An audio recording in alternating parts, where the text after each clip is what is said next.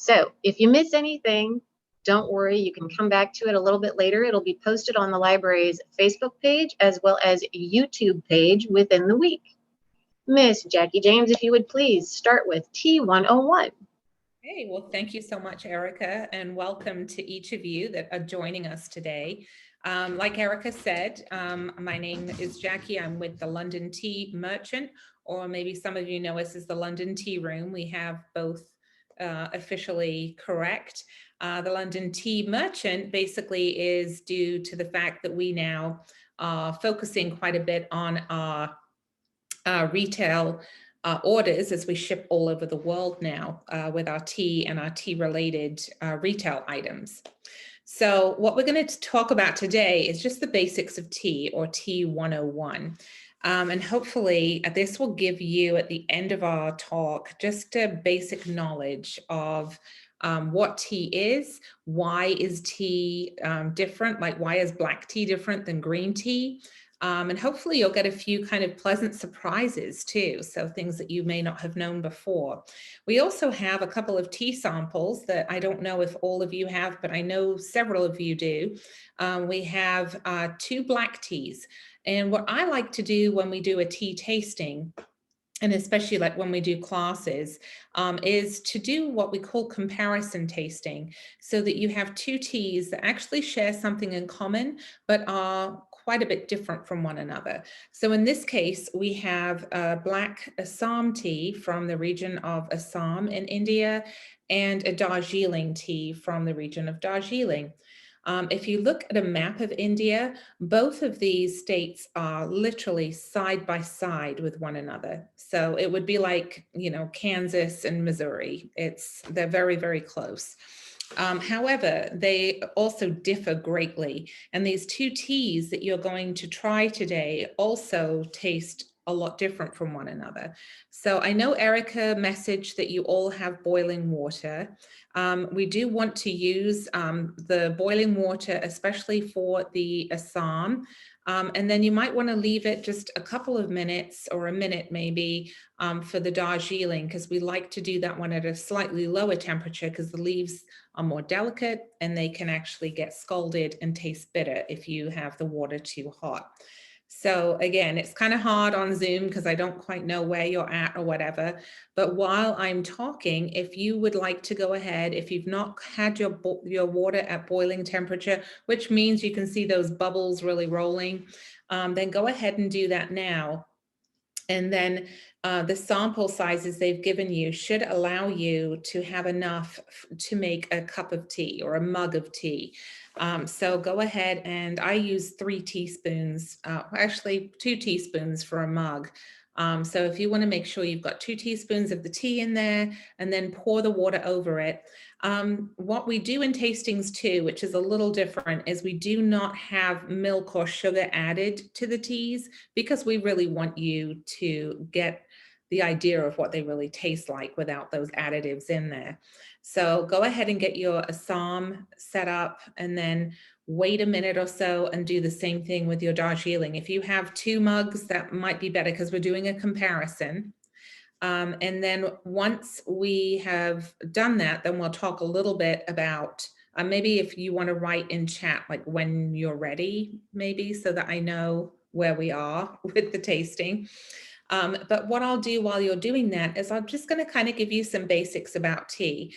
I've grown up my whole life drinking tea. I think when I was like 4, I started drinking it, because I grew up in Britain, and that's really all we do is drink tea all day. But we really do. I know that sounds crazy, but pretty much every time somebody comes over to the house, anything happens in England, you put the kettle on and you have a cup of tea. But I really didn't know very much about it. And we moved over here from England back in 1988. And were very dismayed at the tea offerings that we had here. Oh, somebody's asking, can you use a French press? Yes, you can. Yes, so you can actually make yourself tea in a French press. For those, I think Erica had put something about coming into the tea room to get the samples. If you don't have the samples, that's fine. We'll talk about the teas and you'll get the idea as to why we're doing these. But if you don't have the samples, that's fine. But for those of you that do, just let me know when you're done. But yeah, so I think I was surprised when we moved here and decided that, you know, let's go ahead and have somewhere that people can come in and actually get good tea so we can introduce it. Because everyone I talked to at that point, they either didn't like tea or they just wanted iced tea that was sweetened, pretty much. So once we realized that good tea was very difficult to get hold of, and this is in the late 80s, and I guess it was like we didn't actually open the tea room up until 2007, so there was a big gap of time. But my parents had a furniture store. Some of you may have visited it before. It was called the Old English Pine Company originally, and then went on to be English Living, and they moved this store downtown in 2007. And in order to bring people down to the store, which was huge, they decided that they wanted to put in a small tea room for people to come in and enjoy some tea while they shopped. And from there, it just went crazy. We just had, really took off. We've been busy ever since. The furniture store, unfortunately, the recession hit and it didn't do so well. So that is no longer around. But the tea room was, and I think that was really when I started learning about tea. And after maybe 3 or 4 years of working for the tea room, I went on to take some classes with the World Tea Academy, and they're online classes that you can do. Did our core classes, and then we went on to do like more in-depth classes. And it's shocking. I was just saying to Erica before you all joined us that there is so much to learn about tea. You could probably learn something every day for the rest of your life. Very much like wine. It kind of parallels that, to be honest, in the way that it's made, and the factors that make a wine different, the same kind of thing that make a tea different from one another too. So what we're going to talk about today are just some of the few things that I've learned. Obviously, there's a lot more out there to learn, but this should hopefully give you the basics. The biggest surprise to me was that tea is actually just one plant, or plant, as you say here in St. Louis. It's called the Camellia Sinensis. It is part of the Camellia family. And there are 2 main varietals. One is called the Camellia Sinensis var sinensis, which means basically from China. And then the second one is Camellia Sinensis var Assamica, which means from India. Those are the 2 main varietals. There are hybrids that have been made, and you know, you can go in, that's a whole different subject. But knowing that tea is Camellia Sinensis is probably the very first thing I think people should know. Like herbal tea, for example, let's just say like chamomile or peppermint, those aren't tea at all. We call them herbal teas here, but that is actually an incorrect term. Herbal teas are botanicals. And that's really, or a tisani is a word we borrow from the French. They are herbal and not tea at all. It would be like calling cocoa tea. So it's just important to know, here it is, the Camellia Sinensis. And Camellia Sinensis, we're going to talk about a little bit about caffeine. There is always caffeine in Camellia Sinensis. There's no Camellia Sinensis at this point, although I just heard recently there was one varietal they were making that didn't have caffeine. So another story, but pretty much every tea that you get does have caffeine in it unless it's been decaffeinated. So again, we'll talk about caffeine later because there's some really, really fun things to learn about it. I don't know how you're all doing with your tea samples. What I would like you to do is try the Assam first and take some sips of it and really get a feel as to what it tastes like. You know, again, it's kind of slowing down and just really experiencing you know, the liqueur of the drink, the smell of the drink, even like observing the wet leaves and seeing what they look like and what they smell like. And all in all, seeing as we can't really have a conversation per se on Zoom, what I found and what other people have found with Assam is it tends to be very bold, very malty. It's almost got a real maltiness to it, and also very astringent. And astringent does not mean that it's bitter. There should never be a tea that you drink that is bitter. What it means is you get a dryness around the back of your tongue, kind of like when you drink red wine, that's high in tannin. Assam is also very high in tannin, so you get that kind of experience. We often recommend Assam for people that are maybe wanting to pull away from coffee for a little while, because it does have that boldness. Assam is also the primary ingredient a lot in the Irish breakfast, if you ever drink that. And it's just a good morning breakfast tea, a good tea to get you out of bed and up to enjoy the day. The Darjeeling, I don't know if you've got to taste it yet, but hopefully you will, is a lot milder. It doesn't have that really bold taste that the Assam has. It tends to be a lot lighter. I like to drink Darjeeling without milk. Now, the Assam that you just drank, I normally have to put milk in it. That's the way I grew up, but I also prefer it that way because the astringency and the maltiness is almost a little bit too much, but I only put a little bit of, I can't speak properly, a little bit of milk in it. But the Darjeeling is definitely a lot lighter, and is also a very popular tea. I believe it's one of the Queen's favorites. And the reason I wanted you to try the both of them because I'm going to talk about why tea is different. How can one tea be different from another tea? And the reason for that is two things primarily. One is what they call the terroir, T-E-R-R-O-I-R, which is a French word that we borrowed from the wine industry. And it means really like, where does the wine come from? Like, what kind of soil is it grown in? What is the temperature? It's grown in? What is the elevation it's grown at? And there's so many factors, shade or sun. Those all will make a tea plant be completely different from another one. You can have maybe, let's say, 3 Darjeeling farms, and depending on the elevation of the farm and the soil of the farm, it could be a totally different cup of Darjeeling. Some Darjeelings I have tasted have been a lot more muscatel, kind of like grapey in taste. And again, it just really depends on where it is grown. The main difference, though, between the Assam and the Darjeeling, even though they are grown in states that are right next door to each other, is because the varietal is different. So in Assam, it's the natural indigenous leaf to India. It's the Assamica. It's a large leaf. It's grown naturally. It's been grown naturally for thousands of years in India. And the Darjeeling is actually, they went and stole some of the Chinese leaves out of China back when the Opium Wars were happening. They actually smuggled tea out of China because they felt that the Chinese varietal was more, was more preferred, and that the Indian varietal was inferior.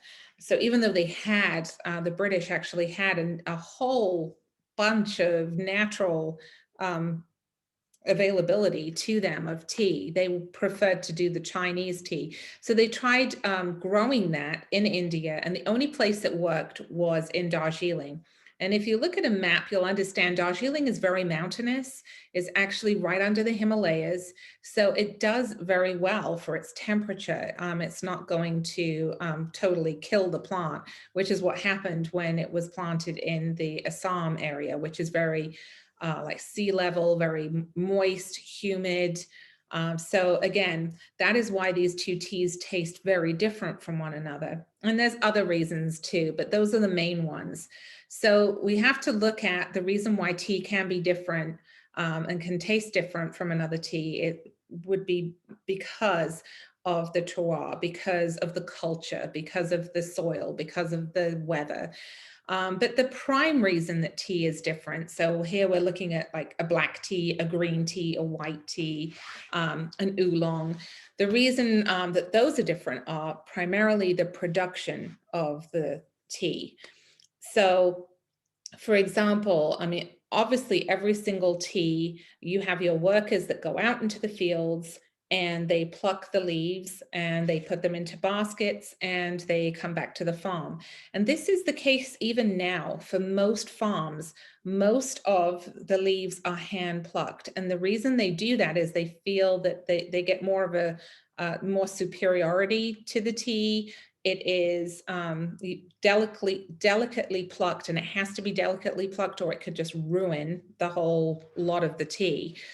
In Japan now, and even here in the States, you're seeing machine operated pickers that they take across the top of the leaves, and they'll get the leaves that way. But for the most part, the tea that you're drinking has been hand plucked. All of that tea is then taken down to the farm and it is laid out to wither. And by withering, it just means they're literally laid out in the sun usually, or at least in a huge room. And the leaves are allowed to soften somewhat so that they don't become so brittle. And they do this for a set time. They monitor it and they know what they're doing. White tea is pretty much then dried, and you've got your white tea already at that point. So white tea is very untouched, so to speak. White tea can consist of the leaves. It also consists of needles. They call them silver needles. These are the buds of the tea. So they can only be plucked for a very short amount of time during the season, because just like we have the trees budding here, we only get so long to do that. This is why white tea can be more expensive if it has the buds in it. White tea or the white buds were primarily reserved exclusively for the Chinese royal family for many, many years. So it's only really been in the last 100 years or so that we started to see white tea kind of on the market, so to speak. But it is still pricey if you want the silver needles. If you wanted something like a white peony, for example, you would get the, usually it's a ratio of like 2 leaves and a needle. So you're only getting less needles, more leaves type of thing. So usually white peony is quite affordable. Green tea, that's also done. Again, you've got your leaves withering. They will usually roll or shape these leaves after they've done that. Sometimes in the old days, it would just be like big kind of sheets and they would just twist the leaves and you get that kind of twisty look to it. Sometimes green tea can be rolled into bowls, just like an oolong is. And then what they would do is they would fire the tea. What they're trying to do when they fire the tea is get the water containment of the leaf down to below 3%. If they do that, then you've got tea that will last you a while and it's not going to get moldy. If you have too much water in the tea and you don't dry it properly, then your tea is not going to last very long and it's going to be pretty awful. Then you have what we call semi-oxidized teas, which would be an oolong. An oolong is really somewhere in between your green tea and your black tea. If you think about oxidation, which is what your black teas are, they're oxidized.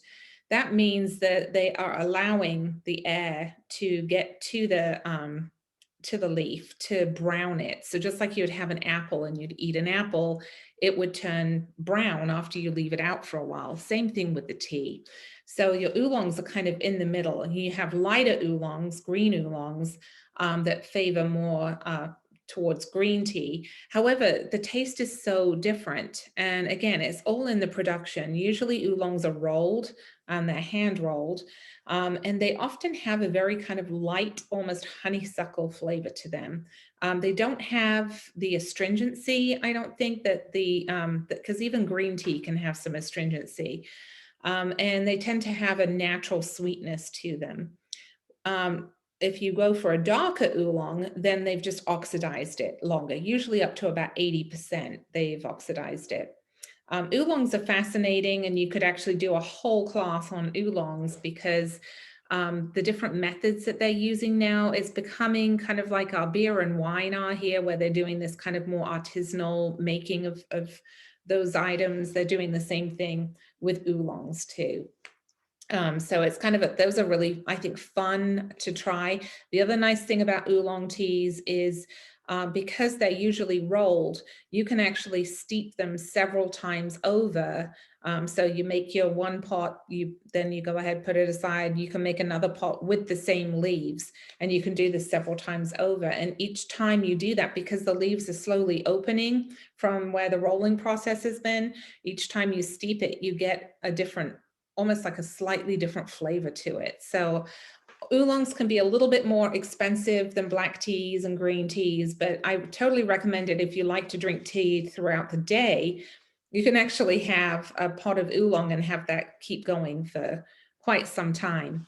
Black teas, which we talked about, those are pretty much the same process all the way up to the rolling, but then the leaves are bruised a little bit and then they're left out to dry and oxidize.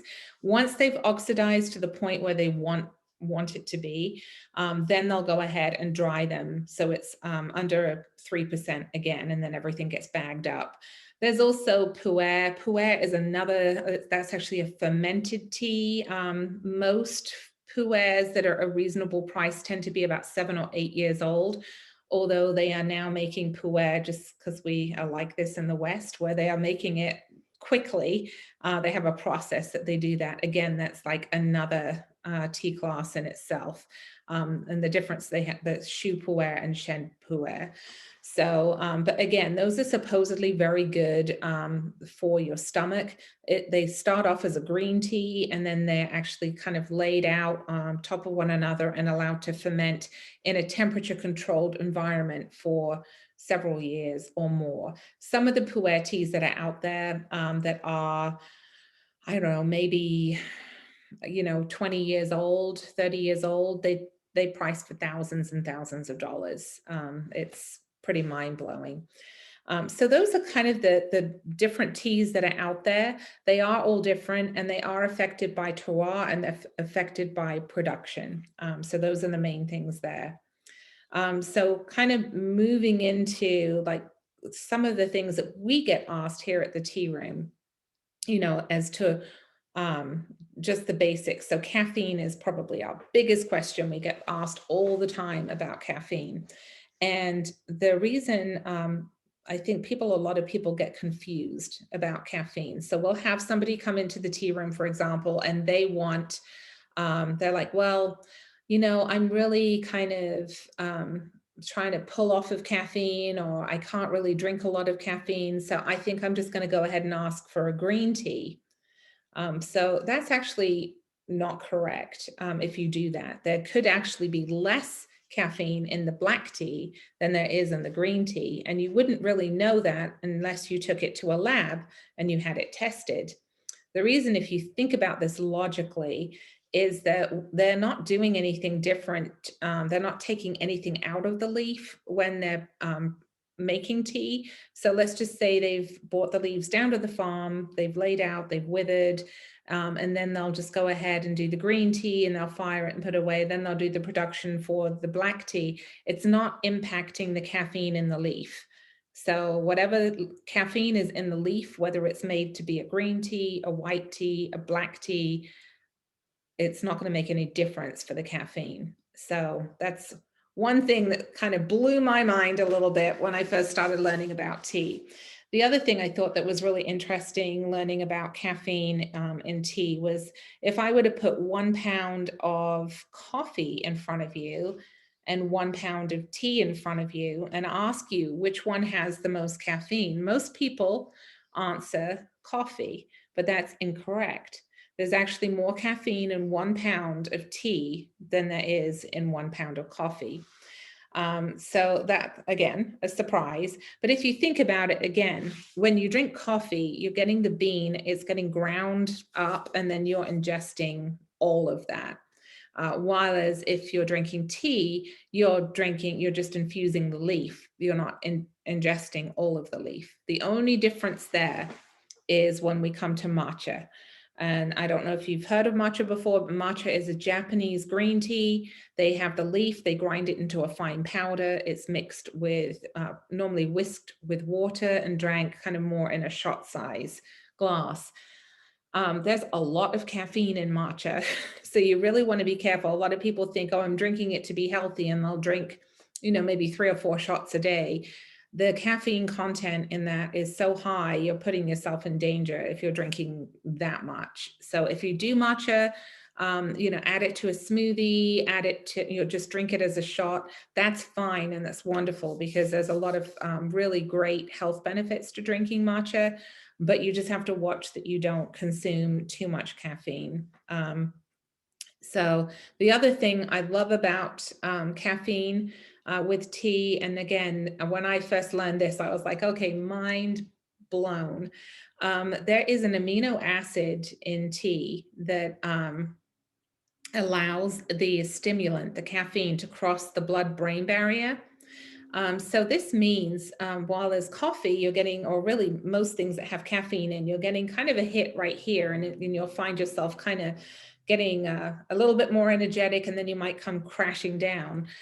With tea, you'll actually get a much more level kind of lift, and it would be it's still going to impact you. If you drink too much, you're going to still maybe get your heart racing, but if you're just drinking tea kind of regularly on a maybe, I don't know, 4 cups a day, you should be fine.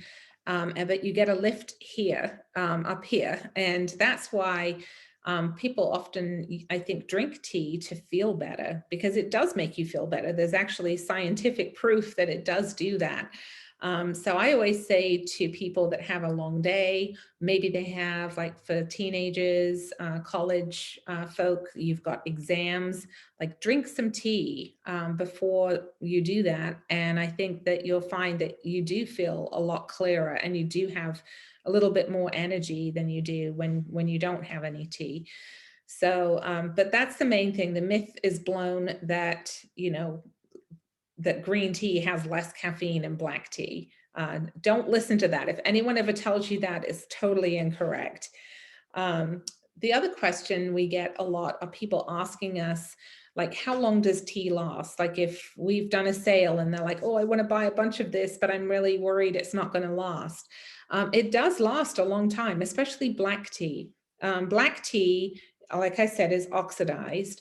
And actually, but when they first started making black tea, they worked out the green tea, when it was being imported from China to Europe, wasn't holding up that well because it was a long journey. And they'd already started like playing around with like oxidized teas back then. So they decided to give that a try. And sure enough, the black teas tended to last and hold up a whole lot better than the green teas did.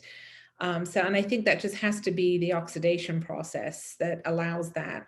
So if you purchase a black tea, usually we tell people, 2 years. You probably have longer than that, but 2 years is kind of our suggest, like if you keep it well, you store it well, and we'll go into that in just a minute, it should last you 2 years. And with like green tea and oolongs, we usually say, a year. And again, it probably will be fine after that, but those are just our recommendations. So how do you store a tea? How do you keep it from going bad? One of the things when we first opened up back in 2007, we had all of these beautiful glass jars that were on our lovely black shelves, and you could see all the different colors and how pretty they were, and we loved it. But what we didn't realize is that they weren't holding up very well. And what happens with tea is the minute it's exposed to daylight and to air, you're going to start losing the quality. For those of you that were in pre-pandemic to the tea room, you would have remember that we had these little glass jars that had cork tops. And we would be able to, you'd be able to sniff them, you'd be able to smell what each tea was like. And we had to literally throw that tea out after 3 weeks and put new tea in, because it began to smell kind of stale. There was a staleness to it. And nobody wants that in their tea. So when we first started, when we realized this with our glass jars, we had to get rid of them all. And now we have our silver caddies that have like a little top and then another top that goes over it. That actually keeps the tea airtight, because you really don't want to expose it to air. And like I said before, you don't want to expose it to the light, because you will end up with throwing away a whole bunch of tea. The other thing is you want to keep it at room temperature. Don't keep it in the fridge or the freezer. I remember years ago, a friend of mine keeping her coffee beans in the freezer for some reason. And, you know, my husband at the time decided that that was a great idea. And I just remember that kind of freezer burn taste on them after a while. It doesn't help when you do that. It's actually going to ruin your tea or your coffee if you put it in the freezer. It doesn't like those extreme temperatures. In fact, tea would probably prefer the heat. It's used to it for the most part than the cold. So go ahead and just store it, if possible, in either a tin that doesn't have any light exposed to it, or if you have like plastic bags or you have glass jars or whatever, so long as you put them in a cabinet and close the door, then that should be fine. They're kept away. The other thing you want to do is make sure that you don't keep your tea. Yeah, 2 years is amazing. So Lauren. But yeah, you want to keep it away from other scents and other things. Like, so I know people that will keep their tea in their spice cabinet. That is really a bad idea. Tea is hygroscopic, which means it picks up flavor from whatever is around it. So it's just not a good idea to have, let's say, a tea that is around, you know, garlic or some of these other spices. Otherwise, you'll have garlic tea, or you'll have, you know, tea that tastes of rosemary or whatever. So keep it away from other odors. Even if it is in a jar or a tin, you just want to keep it away as far as you can. If you can have a cabinet of just your own tea. What is the most popular tea you get asked for? That by far is the Naughty Vicar. So the Naughty Vicar tea is a black tea, and it is vanilla and blackcurrant. So we sell it more than twice as much as any other tea that we have in stock. And we're getting ready to bring it in as a decaf tea too. And actually, I didn't mention decaf teas. So that kind of heads me back just a little bit. Decaf teas are still caffeinated a little bit, up to about 3%, but they use a process, a carbon dioxide process, where they use a gas, which sounds horrible, but it's safe. And they take the caffeine, they remove the caffeine out from the leaves. But don't get mixed up. Don't think that it's caffeine free, because it is not caffeine free. There is still caffeine in decaf teas, but it's just a minute amount. And then the other thing too to remember, if you want a caffeine free, quote, tea, you probably want to look at something herbal, like a Rooibos or any of the botanical infusions, or most of the botanical infusions. Some teas or herbals, such as yerba mate, are loaded with caffeine. So again, be careful there. But going back to, you know, this is how you can store tea, how you keep tea. One of the things when we talk about hygroscopic, where it's picking up the scent from everything else, is we talk to people about how jasmine, like really good jasmine tea is made, or lapsang souchong, which is a really smoky tea. And a jasmine green tea is made by laying out all of the leaves and laying jasmine flowers on top of the leaves.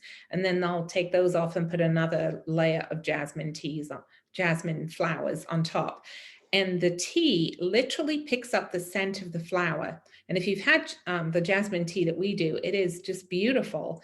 It's amazing that nothing has been added to that tea. Lapsang souchong is a very smoky tea. If you smell it, it smells like a campfire. And basically what they've done there is they've taken the black tea and they have smoked it over pine wood, and it's just absorbed the smoke, and that's it. So you have a very smoky tea. And it's pretty intense. If any of you have smelled it, it's pretty intense. So again, it just really goes to show you how quickly and easily tea will pick up scents around it. So you have to be careful for that. How do you make the perfect cup of tea? Well, here in the West, we usually always use a teapot, or nowadays, because we're kind of on the go, we'll often have like drop-in infuses. We can have the fill your own tea bags. There's all kinds of gadgets out there that you can use to make loose leaf tea an easy process. It used to be that people always wanted tea bags because they were like, it's so messy and I don't want to deal with it. It's complicated. It really isn't. And loose leaf tea is definitely, I think, tastes so much better than tea bags do. But we use 1 teaspoon of loose leaf tea to 8 ounces of water. And then again, your temperatures are going to be different though for the different teas that you make. And this is where it starts getting a little bit complicated. We have cheat sheets on the back of our bags to help out, but primarily black tea and herbal teas and pu-erh, we use water at a rolling boil, so about 208 to 212 degrees Fahrenheit, and we pour that over the black tea and we'll steep it for 4 minutes. The same really with the herbal, 4 to 5 minutes, 4 minutes on pu-erh. And you really want to remove the leaves on time, because if you keep them in there, for black teas especially, it will get very, very bitter after a while. Now, we made Darjeeling. Now, Darjeeling will sometimes make that a little bit differently. We'll use a slightly cooler temperature, maybe about 10 degrees cooler, and we will just steep it for about, we usually do 3 minutes. I think I've got you doing 4 minutes there because I forgot to tell you, but we usually do 3 minutes. And that takes away, again, I think that with it using the Chinese varietal, it can get a little bit bitter if you leave it for more than 3 minutes, but that's a black tea. A green tea, for example, though, you actually steep at a much lower temperature, so about 160 degrees. And you're going to steep that for 2 minutes for a Chinese green and only 1 minute for a Japanese green. Oolongs, we steep at 195 for 3 minutes. White tea, we steep at 195 for 4 to 5 minutes. And then all the teas that kind of fall in between, you have to sometimes do trial and error. There might be a black tea that you make and you follow the steeping instructions and you're like, this is too bitter, or this doesn't taste good enough. And you just have to tweak it and make it your own. But yeah, and so like if I didn't say, when you measure the tea, then you are going to be using, I use 1 teaspoon per 8 ounces of water. I think I may have said that, but somebody just popped a question up. Do you need a special thermometer to judge the water temperature? That is very helpful. If you can just use a regular thermometer to judge the water temperature. If you're lucky enough to have a temperature controlled tea kettle, an electric kettle, those are ideal because you can set the temperature and it will boil it to that temperature and you don't have to mess with it at all. If you don't have a thermometer, you can bring the tea to a rolling boil. If you're doing like a green tea, for example, I would leave that water, turn the water off. I would leave it for like 4 minutes and then pour it on. So that's just kind of a good guess. But yeah, having either a thermometer or a temperature control kettle definitely helps a lot. And it makes a big difference. Like so many people have told me, and I was one of them too, that would drink green tea and hate it. I mean, I thought green tea was just awful. And then I actually found out I was making green tea the same way I was making black tea. I didn't realize. So no wonder it was bitter and it tasted burned. It was because the water was just way too high.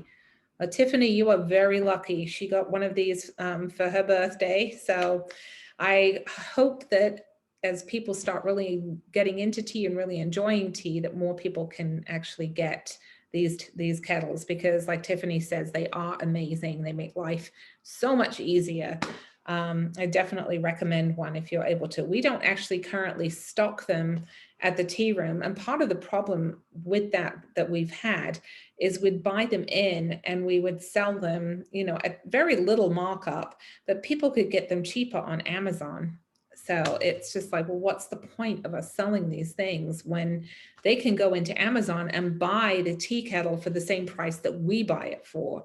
So that's why you don't see us having a lot of tea kettles, unfortunately. Maybe one of these days we'll find a vendor that will be kind and allow retailers to be able to sell them and, you know, make more than a couple of dollars on them. So, but yeah, making your tea, it's really important that you make it right, or it will taste. This is the cat I was telling you about earlier. She does this every Zoom call I have. She gets up behind me. But yeah, so making it correctly is super important. The other thing, you know, is just really, you know, I think finding out what you like, what appeals to you. A lot of people will come in and they'll say, oh, I don't like tea. I've drunk it before and I just really didn't like it. Well, a lot of the time when you actually talk to people, you realize that there's a reason because you've been drinking, you know, really bad tea for a long time and you don't know what good tea tastes like. It's just like wine in that respect. So you know, keep looking. If there's a tea you like, oh, I don't like it, keep looking, don't give up. You know, there's so many different teas out there that you can enjoy. So I just say, you know, ask questions. If you come into a tea company like us, we love to talk about tea. We'll talk to you about it. We'll make recommendations based on what you normally like, what your tastes are. And, you know, you can get to try a variety of different teas. And there's a lot of tea shops that are like that around. So don't give up. There is definitely a tea out there for you, and probably more than one tea, I'm sure. So I think we're going to open it up for questions. And Absolutely. see one question here. Do you do a sampling in the tea shop? So pre-COVID, we used to have at least 2 or 3 samples out of a different tea, every day. So we're actually just talking about like, how can we do this? Like there's a really fantastic orange Rooibos tea, which a Rooibos is South African bark basically of a tree. And it's so good for you. It's got all kinds of antioxidants in it, but we have this wonderful, it's like an orange creamsicle. And it's caffeine free. And when we went to the tea show a couple of years ago in Kansas City and exhibited there, we sampled it and everybody just went crazy for it. But since we've got back, I've been seeing the sales go down and down and down. And I'm like, how do we, the minute people taste this is going to start selling again. So how do we go around doing this? So hopefully we'll figure a way out to get more samples. And of course, the tea classes that we do, once we get them back in, which I think in July, we might be starting doing them back in-house again, then you get samples through that too. Susan says, tea relaxes me no matter which type.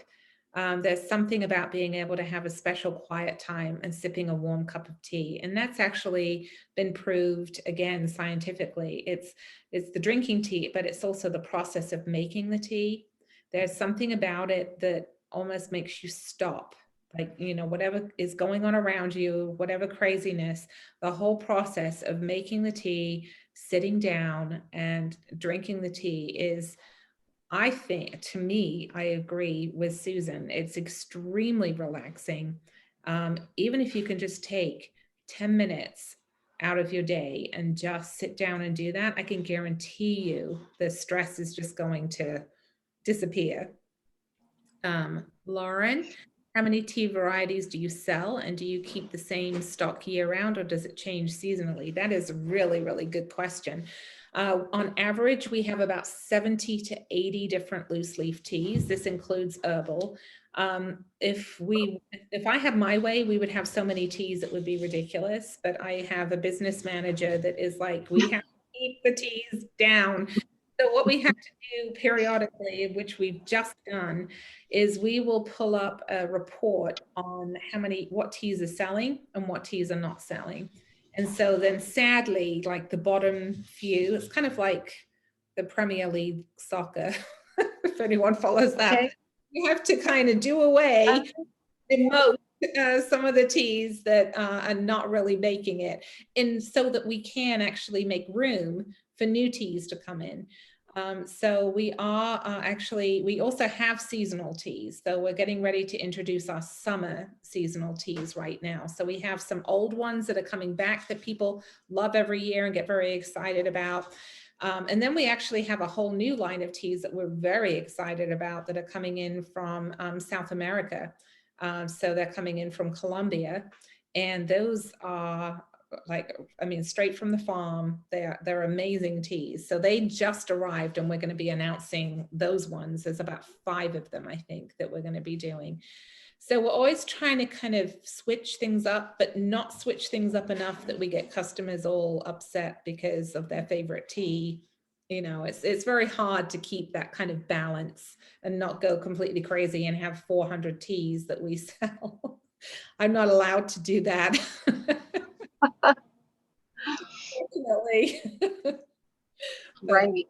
Oh, are we open for people to sit inside? So yes, this is another thing that just changed. The city just announced the capacity limits were lifted on Monday, which was good news. We're actually opening up our cafe for indoor dining on, I think, Monday next week.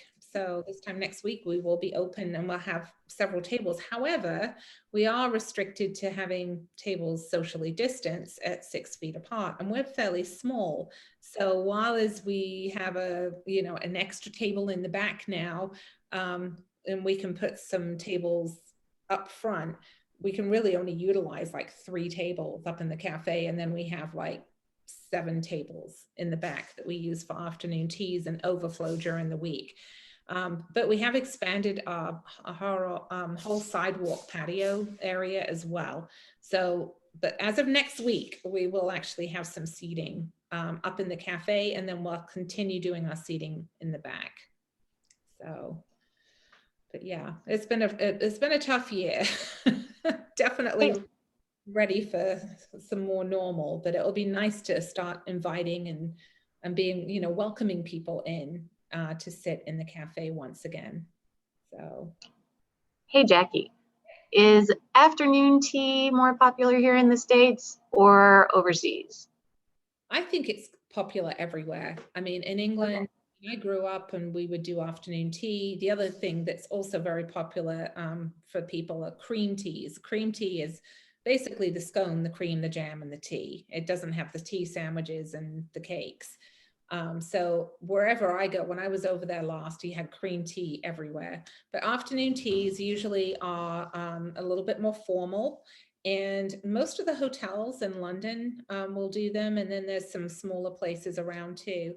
I think, I don't know, I think maybe it's more of a unique thing here that makes it very popular. If it's done authentically and done well, people love it. I think over here, people are very enamored with the culture in Britain, the royal family, I don't know, the ceremony, the tradition, that type of thing. So, and we have kept our afternoon teas to be a very traditional experience, a British experience. We have a whole back room, we call it our Hyde Park room, and it's open. We seat about 30 to 40 people back there. So obviously it's a little less than that. If you're coming in individual groups, there's like 3 tables we can't use because we have to space you out enough. But yeah, it's a wonderful experience. You will get the little tea sandwiches, the cucumber sandwiches. We do smoked salmon, and we do Waldorf salad in little mini croissants. We do English scones. Right now we're doing a lavender lemon scone, which is delicious.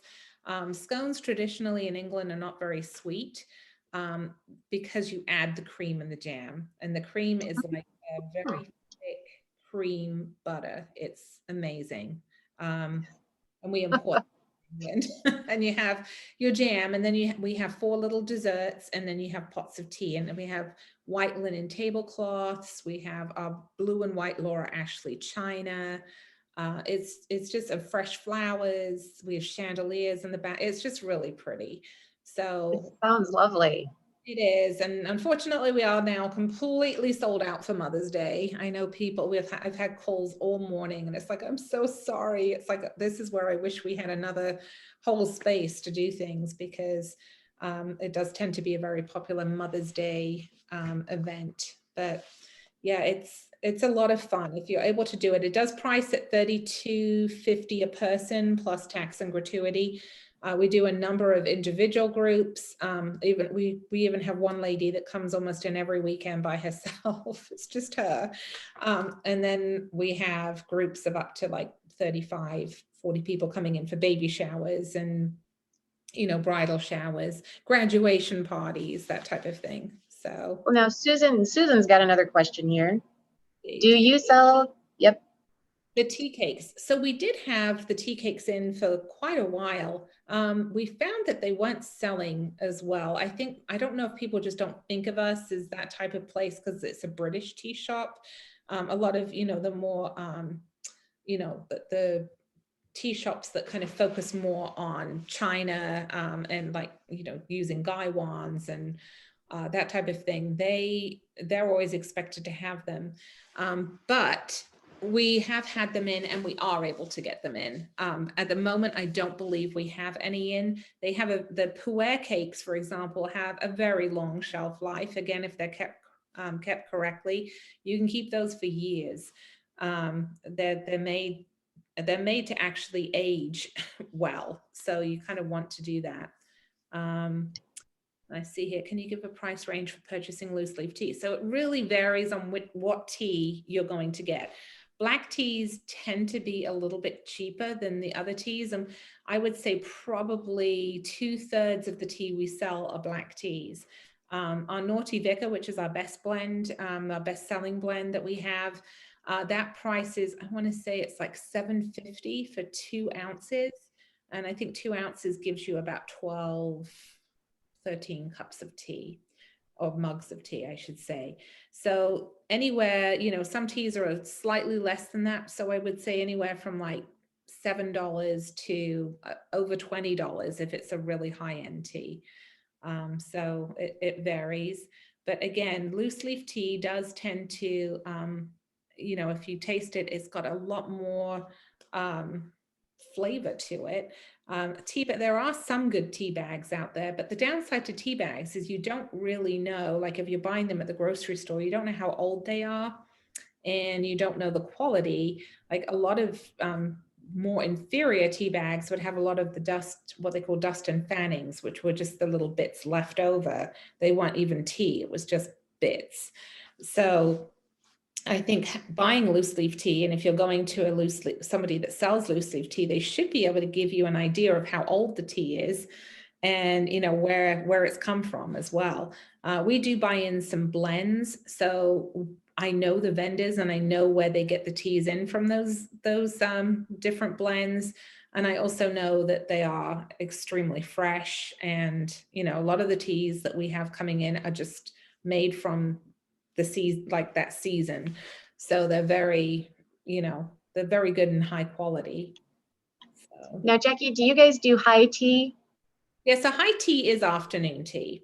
Okay. So yeah, it's funny because we if somebody asks for high tea, we're like, of course, we know exactly what you mean. But technically, high tea is supper. So high tea is where they would have their meal at the end of the day. And usually it would be kind of the working class. And it would be like trays of cheese and, you know, bread, cake, that type of thing. It would be what we call kind of tea in England. And that would be high tea. Afternoon tea is the one where you have all the little sandwiches and but over here, I think there's such a merge of the two. So if somebody asks for afternoon tea or somebody asks for high tea, I know exactly what they mean. They mean afternoon. Nice. So does the material of a tea bowl conflict with the flavor of the tea? Usually it doesn't. I'm not a fan of tea bowls, to be honest, because I find that after a while they kind of open up and then all the loose leaf tea comes into the cup and I get really aggravated with it. But it should not, if you're only steeping it for, I think if you kept it in the cup for a long time, it would. And then you probably just want to kind of keep an eye on the material of the metal, like is it peeling or is it coming off, then you don't want to use it. I primarily I've got a drop-in infuser that like drops into the mug, and the rim goes around the top of the mug, and I just use that and lift it out, so I don't have to fiddle with closing something and worrying about it spilling out. So how do you recommend preparing and serving the chai blends? The same steps as standard? Yes. So like our Masala Chai, which is one of my favorite teas, I drink that continuously throughout the winter. I make that just as I would a black tea. And it is a black tea, basically. It's just got black tea with the spices in it. So yeah, go ahead and, steep it at 4 minutes with boiling hot water. There are different chais. There's herbal chais out there, and some green teas now that even they've added, the spices to make it a chai. But a traditional masala chai black, I make exactly the same as regular black tea. So, anybody else? Questions? You can always come. We're open every day of the week. We do the afternoon teas currently on Friday, Saturday, Sunday. But Monday through Thursday, because we don't have afternoon teas usually back there, every now and then we might have a special booking. We have those tables open back there as well as what we have in the cafe. So, and then outside too. So it does give us a good choice of seating Monday through Thursday. Friday, Saturday, Sunday are a little bit more limited, but we love to talk about tea. We love to answer questions about tea. We've got some new people there learning about tea right now. So I love it when people come in and put them on their toes, because they've all had a little bit of training, but we do have different people there that are at different levels with their knowledge of tea, but we do like our staff to be completely trained up as well. Nice. Tiffany wants to know if you still serve food. So yes, we do serve food. So the cafe is open every day of the week, like I said, and we have all of our traditional, like what we've had in the past, our homemade quiche. We have our tomato soup. We do chicken Waldorf salad and a large croissant. We have Cornish pasties, which are like a meat and steak and potato pie. Sausage rolls, savory pastries, and then we do like scones with the cream and jam. And then we also have like a lot of different cakes, and we have quite a few British style cakes, like our Victoria sandwich, our rock cakes, our shortbread, and then we do a really wonderful blueberry lemon cake too. So you can come in anytime and order that. You don't need a reservation. You can just come in and order. The afternoon tea menu is a set menu, so that's a different thing. And then I'm new to St. Louis and not familiar with the tea room. So like I said, yeah, I just answered that. You don't need a reservation to come into the cafe. You can come in. Actually, we're changing our hours like next week, I think. We're opening Monday through Thursday. We're going to be opening from 8 in the morning instead of 9. So it'll be 8 until 4. And then Friday, Saturday, and Sunday will be 9 to 5. But you can just come on in, order at the counter, and then you go take a seat, and then they'll bring the food out, call your name, and you can just come and get it. So it's pretty easy. If you want an afternoon tea, however, you do need to make a reservation.